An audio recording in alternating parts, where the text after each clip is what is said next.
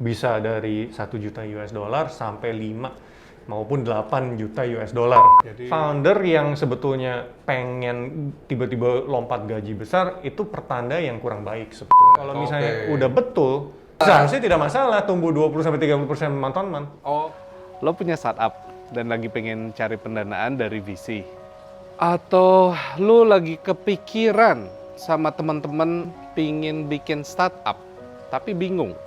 Atau lo startupnya udah jalan dan lagi siap-siap mau pitching. Atau lo baru aja pitching dan lo bingung kenapa nggak dapet pendanaan dari VC. Nah jadi, semua startup di dunia langkah pertamanya sama. Mau itu Netflix, Google, Facebook, Amazon, dan kalau di Indo ada Gojek, Tokopedia, Traveloka, Grab. Semua jalan pertamanya satu, yaitu mereka pasti ada dapat pendanaan atau funding dari venture capital. Dan mereka semua mulai dengan pitch deck. Mereka memperkenalkan startup mereka itu ke venture capital untuk mendapat pendanaan.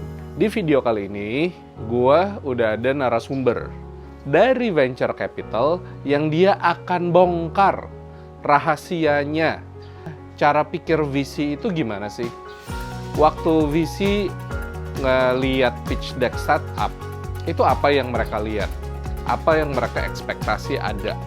Angka-angka berapa yang mereka harapkan untuk mereka bisa decide invest ke startup itu. Jadi semoga video kali ini bisa memulai perjalanan startup kalian supaya bisa sukses dan startup kalian bisa bernilai triliunan hopefully. Gimana Pak Gary? Coba jelasin, kenalin. Oke, halo teman-teman semuanya. Nama saya Gary. Saat ini saya menjabat sebagai Executive Director di sebuah perusahaan VC yang mempunyai kantor di Jakarta. Namun headquarter kita memang di Singapura dan kita juga memiliki kantor cabang di Amerika Serikat, China, dan juga India. Nah, tugas saya sebagai Executive Director di Jakarta adalah untuk mencakup dan mengcover startup di Indonesia yang bisa kita invest dan mudah-mudahan bisa sukses dan juga menjadi unicorn. Ya betul, definisi unicorn kan valuasi yang minimal 1 M US dollar ya. $1 billion ke atas lah. Jadi background lu tuh apa? Oke, boleh. Jadi saya tuh dulu S1-nya di Georgetown University, yaitu based di Washington DC. Lalu habis itu saya menyelesaikan MBA S2 ya di Kellogg School of Management, yaitu di Northwestern University based di Chicago. Oke. Nah, kalau dalam pengalaman kerja tuh gue dulu kerja di Citigroup. Ya, Citigroup kantornya di New York, Singapura, dan Hong Kong. Mantap. Nah, setelah itu gue baru balik ke Jakarta. Di Jakarta gue kerja sebagai konsultan di Boston Consulting Group. Nah, itu juga multinasional ya? Iya, itu juga tugas gue tuh konsultasi sama perusahaan-perusahaan besar ya, perusahaan blue chip di Indonesia. Untuk membantu advice dan juga memecahkan permasalahan mungkin bisnis strategi maupun operasional mereka. Oke. Nah setelah itu gue pengen mencari pengalaman kerja baru dan kebetulan pada saat itu ada peluang untuk masuk ke dunia startup. 2014an gue mulai masuk sebagai investor dari sisi investornya. Jadi venture capital ini. Betul, jadi sejak itu gue telah bergelut di bagian VC lah. Oke, jadi pengalaman kerja lu di dunia VC udah 6 tahun lah ya di Indo. Gitu. Berarti kan lu udah ngeliat banyak nih, ratusan ribuan deck, udah ketemu banyak ratusan founder kali ya yang ngejelasin startupnya gimana. Cara pikir elu, resep elu, jurus elu, nyari startup, ngefilter nih dari ribuan proposal yang masuk ini gimana? Nah, jadi menurut gue tuh kayak setidaknya tuh ada 5 kategori lah yang secara basic harus ada. 5 hal ini bisa membantu meluruskan komunikasi antara kamu dengan investor yang. Oke, Ger. Jadi 5 halnya nih apa nih? Nah, Oke, yang pertama adalah kamu itu siapa sih? Startup ini tuh apa sih? Oke, yang kedua jadi market or the potential market ya. Jadi itu pasar kamu tuh seberapa besar sih? Oke. Nah, yang ketiga adalah business model. Jadi tuh kamu eksekusinya startupnya tuh bagaimana sih? Nah, yang keempat adalah fundraising. kamu butuh pendanaan berapa banyak sih? Oke, dan yang terakhir itu adalah chemistry. Nah, jadi ujung-ujungnya kita cocok nggak sih? Jadi di slide pertama biasanya apa yang lo lihat? Oke, jadi slide yang pertama itu, Lek, tujuannya adalah buat gua harus mengerti ini tuh startupnya tuh apa, pengen bikin apa, ingin menyelesaikan Produknya apa problem gitu ya? apa, betul sekali. Jadi kalau misalnya kalian bisa pernah denger ya elevator pitch, kamu harus bisa menjelaskan dalam waktu yang lumayan singkat di pitch deck tersebut adalah Di slide pertama inilah iya, ya. bahkan di slide pertama ini, startupnya ini ingin melakukan apa dan ingin solve problem apa aja. Kalau pain point apa tuh, Ger? Gue suka sering disebut-sebut. Iya, jadi pain point itu sebetulnya suatu problem ya, suatu permasalahan yang harus dipecahkan dan biasanya diidentifikasi oleh founder yang dan memiliki suatu ide, solusi terhadap pain point tersebut. Karena kan kita sebagai masyarakat mungkin belum peka ya, mungkin bisa aja kita tidak sadar Nggak nyadar gitu ya. bahwa ada suatu pain point yang sebetulnya ya kita sehari-hari Udah hidup ya emang kita terima kenyataan aja. hidup kayak gini, Betul. terima aja gitu. Contohnya ya, misalnya ya, Lex, dulu pas kita sebelum ada Gojek maupun Grab, kita kalau pulang pergi kantor kan kita naik ojek ya apa aja yang ada ya istilahnya Atau ojek naik liar taksi gitu gitu ya. lah ya. Dan itu sebetulnya di yang kalau misalnya kita bisa lihat lebih dalam untuk industri ojek itu ada pain point yang sangat besar dari sisi pengguna dan juga pengendara ojeknya. Nomor satu, dari sisi user, kita ingin memiliki opsi untuk naik ojek tanpa harus menyari-nyari. Oke. Nah, dari sisi supir ojeknya, mereka juga seharian mungkin bisa duduk-duduk tanpa bertemu satu customer. Tergantung orang lewat lah, Betul, ramai atau enggak lah gitu iya, lah. itu kan jadi ada putus ya antara penyalur dan pembeli gitu loh. Oke. Nah, dengan adanya aplikasi seperti Gojek atau Grab itu menghubungkan si penyalur jasa dan pembeli jasa tersebut. Oke. Itu adalah solusi ke pain point-nya itu.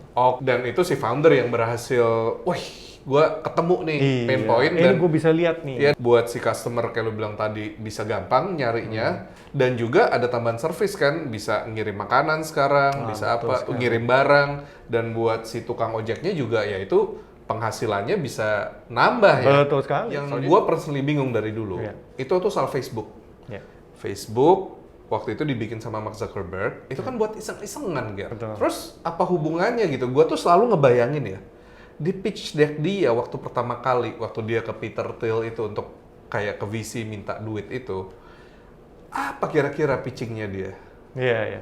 Ya memang sih mungkin asal muasalnya Facebook itu lebih kebutuhan usernya ya untuk keep in contact ya mungkin dengan teman-teman, untuk membuat teman yang lebih banyak, mungkin masih pengen koneksi sama teman SD kita yang dulu gitu ya, teman SMP yang dulu gitu ya. Jadi buat foundernya nih iseng lah, project Iya, iseng, tapi hobi kan gitu. betul. Tapi dengan adanya Facebook ini yang seperti yearbook ya, jadi orang mengupload data informasi tentang diri pribadi itu begitu banyak. Facebook memiliki suatu aset yang mungkin perusahaan lain belum punya pada saat itu. Aset tersebut adalah data pribadi daripada orang-orang ini yang masuk ke ekosistem Facebook. Dan bukan data aja ya, dia bisa tahu suka apa, nggak suka apa gitu preference-nya ya. dan lain-lain, betul sekali. Nah jadi saya yakin ya, pada saat Facebook mau mencari institutional investor tuh seperti venture capital ya, itu pitching-nya adalah bagaimana dia bisa mengutilisasi aset ini, yaitu data ini tadi ya. untuk apa. Nah mungkin pada saat itu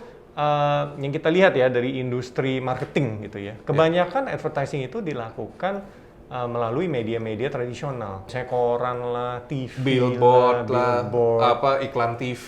Betul sekali. Ya memang masih ada sampai sekarang. Namun pada saat itu memang mayoritas seperti itu. Iya, dan itu mahal lah. Nah, gitu. betul. Nah, jadi Facebook ini bisa membuat suatu pangsa pasar yang baru gitu. Produk baru gitu. Produk baru yaitu digital advertising. Ya. Jadi brand-brand ini yang dulunya mungkin mengiklan di lewat TV dan koran, sekarang bisa mengiklan lewat Facebook. Dan lebih relevan ya. Betul, dan bisa langsung ke target market yang lebih cocok gitu loh. Nah, yang suka mobil ya keluarnya iklan mobil. Betul sekali. Jadi yang keluar motor ya motor. Betul Jadi sekali. udah matching gitu ya, Iya. relevan. Nah, itu mengkomunikasikan apa yang kamu punya sebagai startup dan bisa digunakan untuk vision apa. Nah, Ya, itu penting dikomunikasikan ke potential investor. Oke, nah ini ngomongin market nih Ger. Apalagi yang lu lihat? Ya, ini mungkin bisa mencakup beberapa slide ya, tapi intinya adalah market dan potential market itu penting juga. Di ujung-ujungnya kalian harus bisa tunjukkan bahwa market ini besar atau bisa menjadi potensi yang lumayan besar dan pangsa pasar kalian sebagai startup juga bisa signifikan. Pada saat kita melihat potensi market ya, itu kadang tuh orang bisa melihat dari lensa blue ocean ataupun red ocean. Red ocean artinya kompetisi sudah banyak.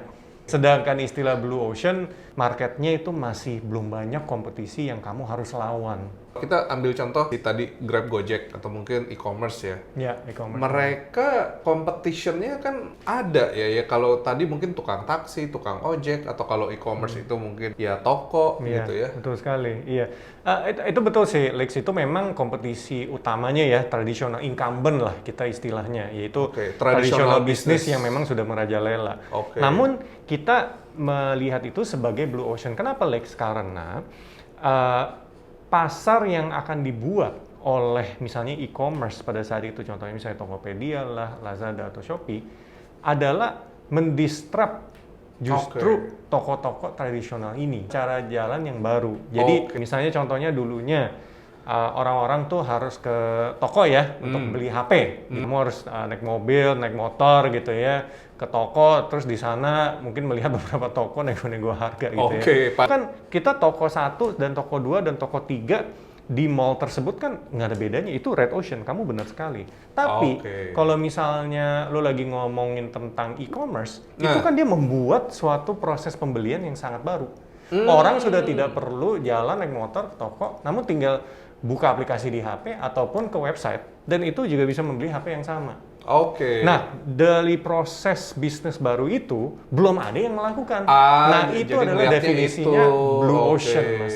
Nah, kalau gua pribadi ngelihatnya, ini udah banyak nih kayak kesannya ya di Indo ini yang Grab, Gojek udah ada, e-commerce udah banyak sekarang macam-macam.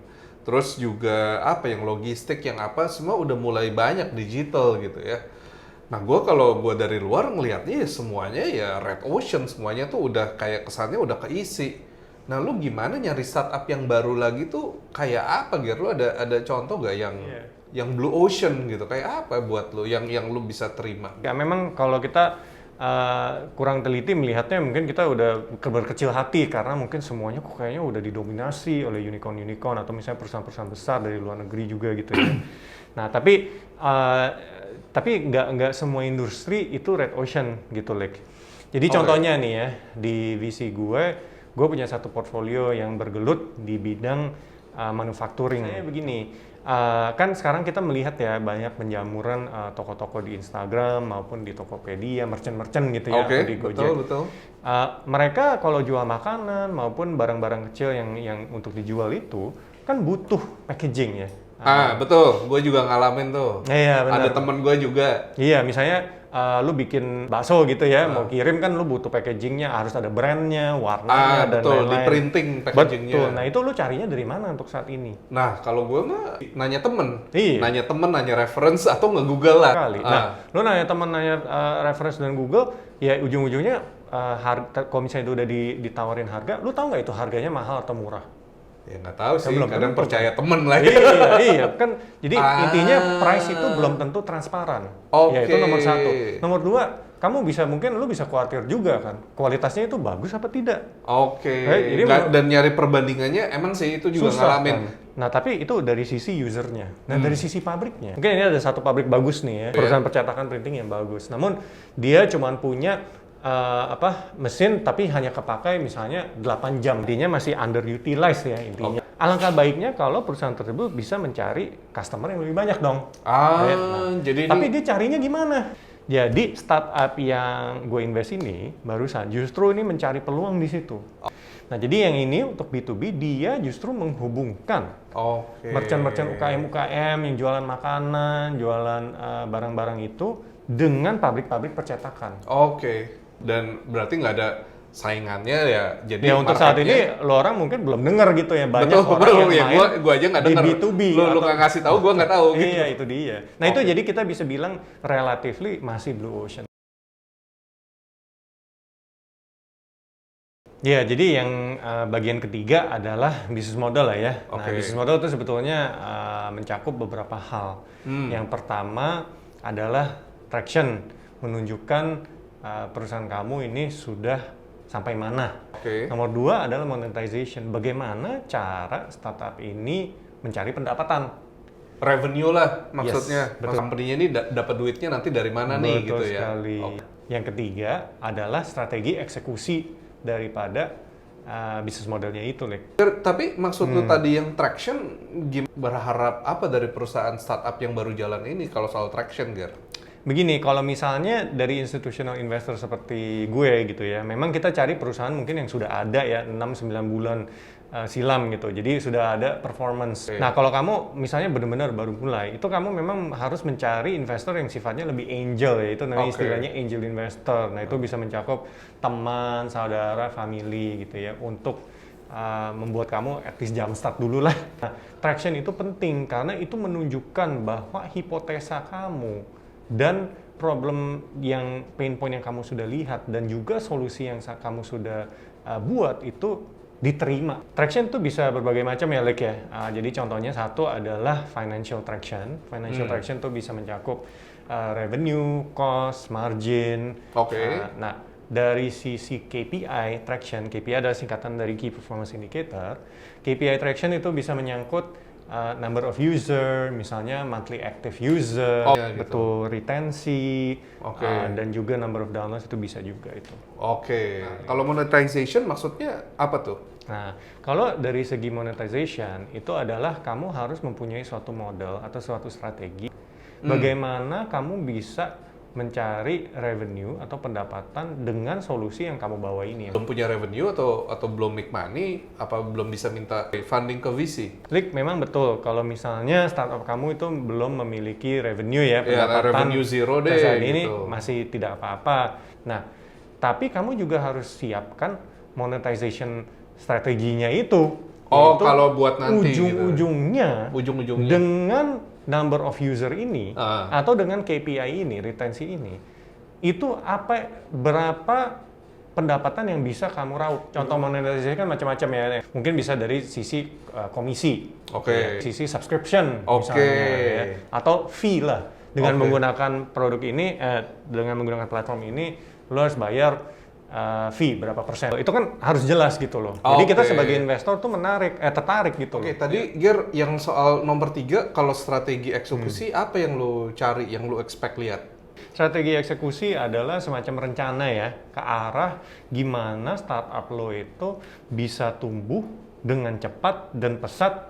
Ini sebetulnya ya dari untuk early stage startup ya, masih di seed stage atau seri A, kita ekspektasinya sih mungkin bisa 20-30% growth dari Wow. month on month ya. Bulan ke bulan. Dari bulan ke bulan ya. Kita harus pilih lah ya, maksudnya key performance indicator yaitu KPI mana Oke. yang paling penting di masa pertumbuhan ini. Oh, oke. Nah, KPI tersebut yang kita ekspektasi tumbuh 20-30%. Ujung-ujungnya tuh kamu harus bisa mengconvince ya, Ya. atau membuktikan bahwa dengan solusi dan produk yang lu punya, ini cocok sekali dengan hipotesa pain point marketnya itu. Oh, Misalnya oke. udah betul, Seharusnya itu nggak masalah. Seharusnya tidak masalah tumbuh 20-30% month on month. Nah, balik ke yang soal tadi, Ger. Lu tadi mention yang soal traction ya, which is number-number dia, usernya, semua gitu ya.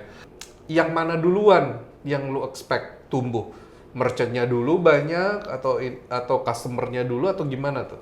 Iya, jadi pertanyaan lo, Lek, tuh dalam konteks platform yang menghubungkan supply dan demand ini ya. Iya. Jadi mungkin untuk startup di industri yang berbeda, jawabannya mungkin agak berbeda. Oke. Nah, tapi dalam konteks penghubungan supply dan demand, biasanya ya rule of thumb-nya adalah supply-nya harus diperkuat dahulu.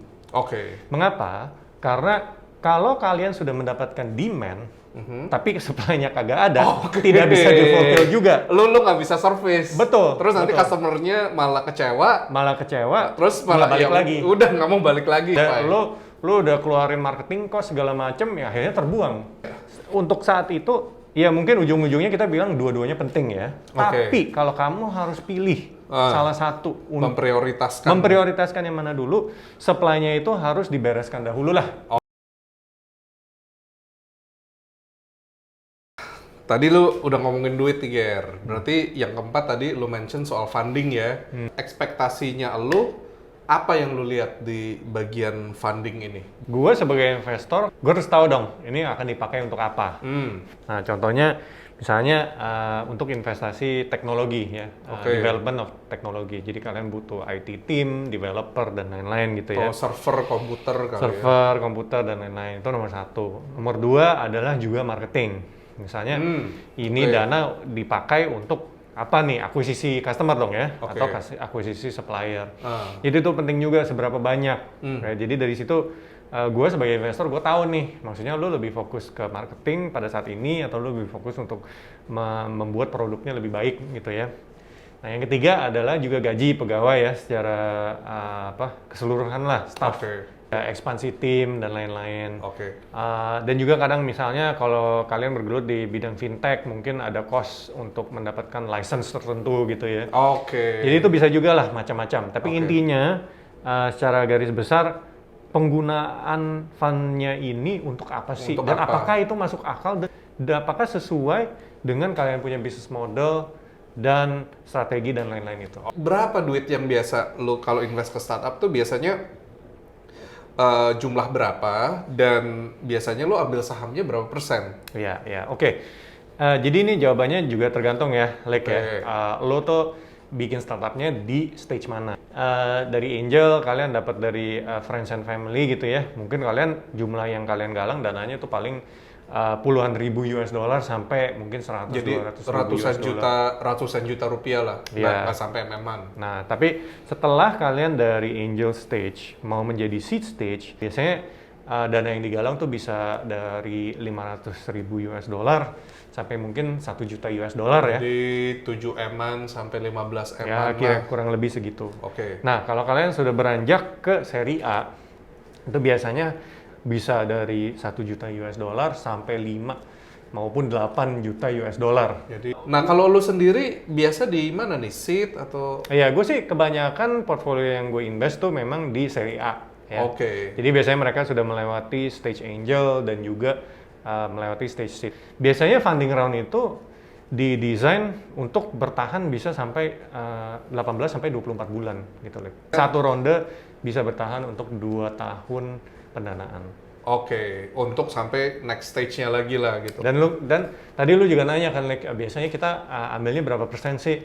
Nah jadi gini lah, rule of thumb-nya ya dari sisi investor VC, kita sebetulnya adalah investor minoritas. Kita tidak mau membeli mayoritas perusahaan startup tersebut. Nah jadi minoritas itu apa? Biasanya memang kalau kalian baru stage-nya baru seed, itu mungkin bisa dari 15 sampai 30%. Ya, kadang ada yang 15%, ada yang 20% dan lain-lain. Nah, kalau misalnya kalian serinya sudah lebih besar, misalnya seri A, B, C, D, itu biasanya condong ke lebih sedikit. Jadi misalnya 5 sampai 15-20%. Ger. Jadi, nah kan ada stigma nih ngomongin soal duit. Biasanya kalau startup itu masuk, ya duitnya dipakai cuma marketing, cuma bakar duit gitu, cuma ngasih promo gila-gilaan, dapat user gila-gilaan, terus supaya si VC atau startupnya ini untuk cari duit yang lebih banyak lagi. Nah, kalau menurut lu gimana tuh? Iya, sebetulnya itu stigma yang tidak baik ya, dan memang kalau misalnya perusahaan startup itu memang startup lu tujuannya kayak gitu sih, itu nggak benar ya memang ya. Ini tidak jauh berbeda dengan bisnis tradisional gitu ya. Promosi itu kan adalah suatu aspek marketing yang penting untuk membesarkan suatu bisnis. Tapi again, tujuannya adalah kalian bikin startup itu adalah membuat perusahaan. Bisnis tradisional, misalnya dia launching permen, ngasih permen gratis lah, pakai SPG, Iya. bagi-bagi sampel. Betul, tapi kan itu kan dalam waktu terbatas. Tujuannya adalah orang nyobain dan orang customer itu suka dan customernya akan beli Baru lagi. beli. Nah, Nah, itu sama dengan startup begitu. Oke. Jadi mungkin kamu dulu pernah tahu ya, zaman-zaman Gojek baru merintis gitu ya. Kita kan dulu kan kalau pesen GoFood gitu ya tidak perlu bayar ongkir ya. betul, gratis lah semua. Betul. banyak. Cuman sekarang kalau gue tanya teman-teman kita semua, kalau pesan dari GoFood atau misalnya dari GrabFood, sekarang ada ongkos kirim, kalian bersedia bayar nggak? Iya. Istilah industrinya adalah shaping customer behavior ya. Oke, untuk Dengan- membuat habit biar terbiasa gitu ya. Betul, itu menggunakan dana yang seolah-olah terlihat sepertinya bakar duit. Iya. Tapi sebetulnya istilah bakar duit itu tidak baik ya yang tadi saya bilang, karena itu seolah-olah tidak ada tujuan.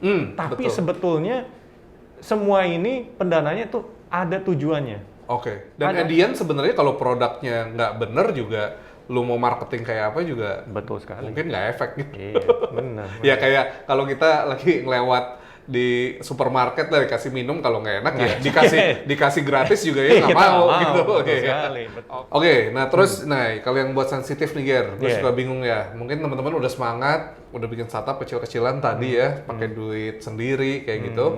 Harapannya kan kalau dapat funding dari venture capital, gaji gua sebagai founder gimana nih? Gua naik gaji atau gimana? Iya betul sekali. Like, mungkin ini yang lumayan sensitif ya. Kadang mungkin startup founder tuh nggak enak nanyanya juga gitu ya sama investor-investor. Tapi ujungnya beginilah. Ekspektasinya adalah sebagai founder, kalian kan gimana ya, bersusah-susah dahulu, bersenang-senang kemudian. Jadi tujuannya tuh bukannya untuk mencari gaji. Kalian adalah founder. Kalian adalah pemilik perusahaan.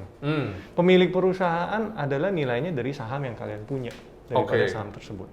Right? Jadi tujuan kalian adalah membesarkan perusahaan itu, bukannya mencari gaji. Kalau mencari gaji, ujung-ujungnya jadi kalian ya mental pegawai dong, right? Itu juga kita nggak mau dong. Oke. Kita invest di entrepreneur.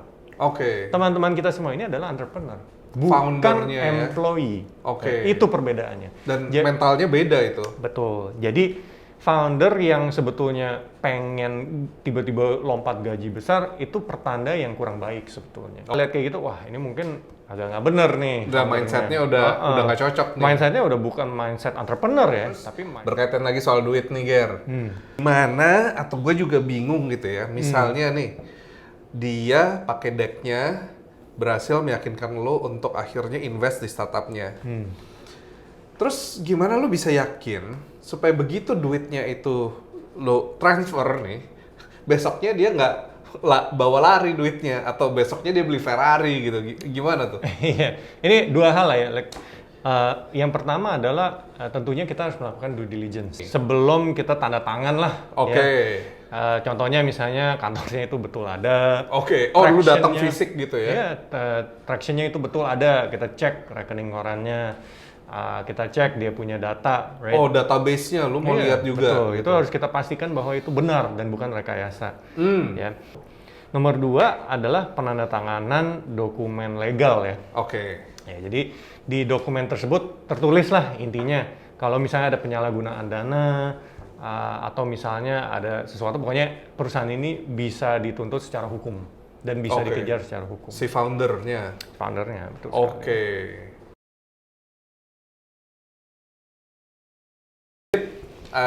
Terus yang terakhir mungkin chemistry, Ger.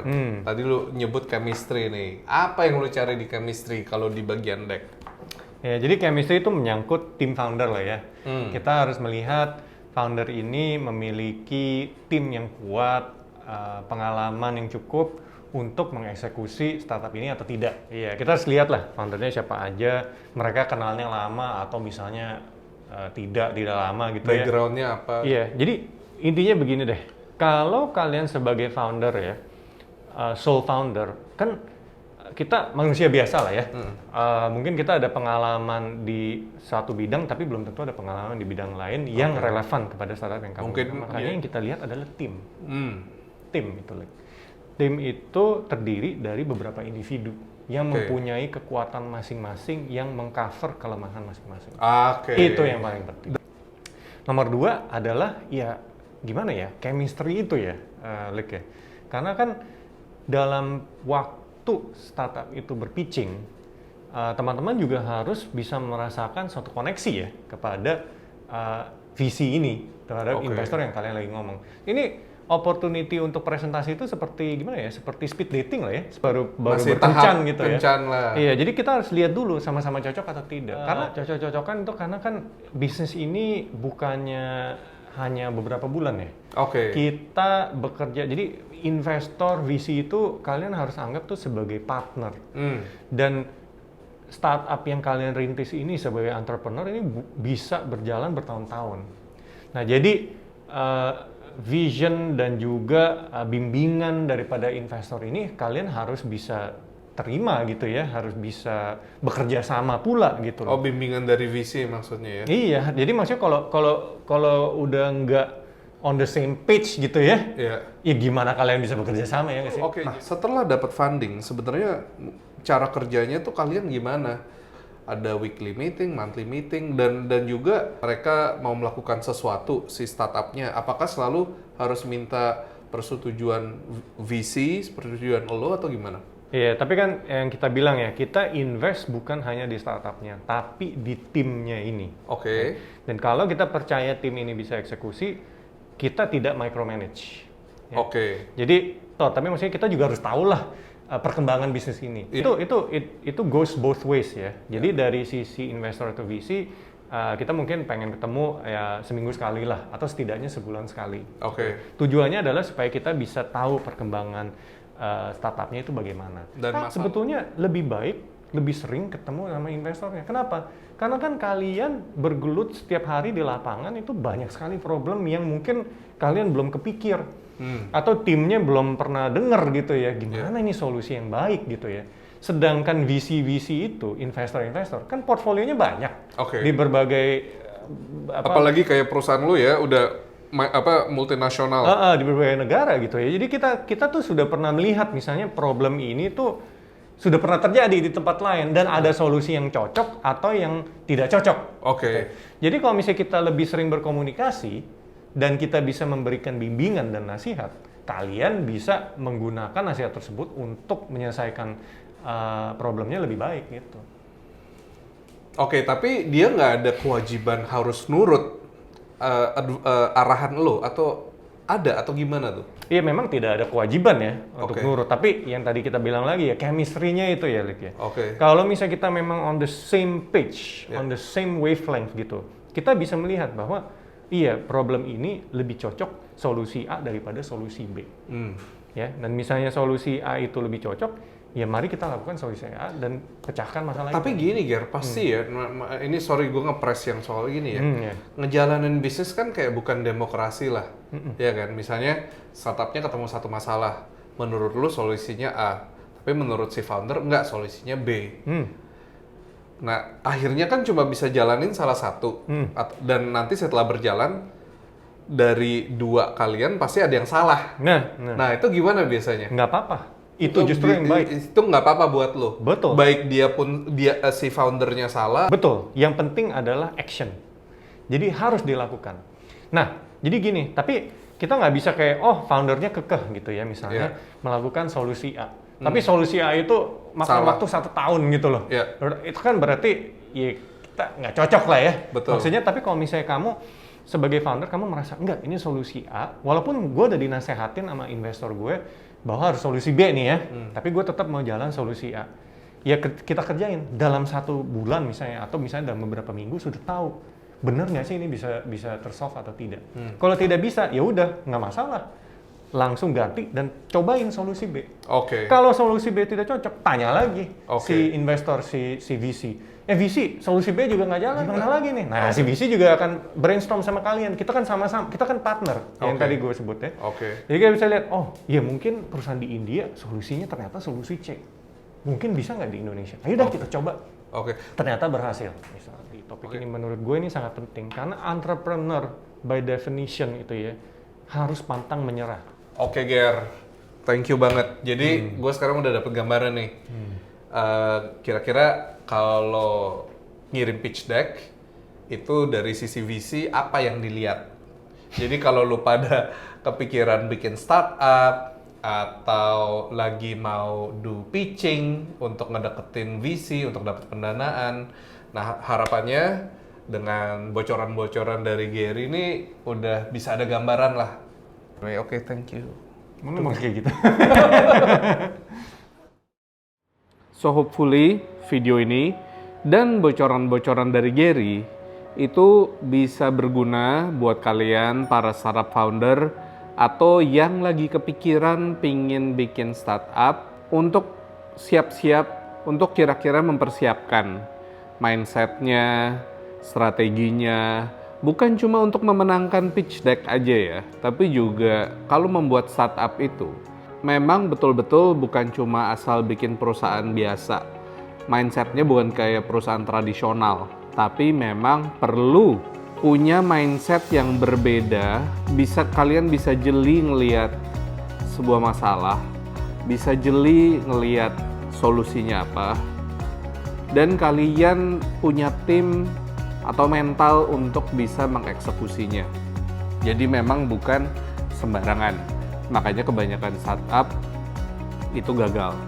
So, kalau kalian pingin nanya-nanya lebih dalam lagi soal startup, mau nanya ke Gary soal venture capital, atau untuk video berikutnya ada pingin topik apa yang diangkat untuk dijawab Pak Gary, itu monggo tulis di komentar, atau kalau kalian ada pitch deck yang pingin di video berikutnya dibahas sama Gary untuk slide by slide atau di review sama Gary atau kasih masukan, tolong kabari di kolom komentar.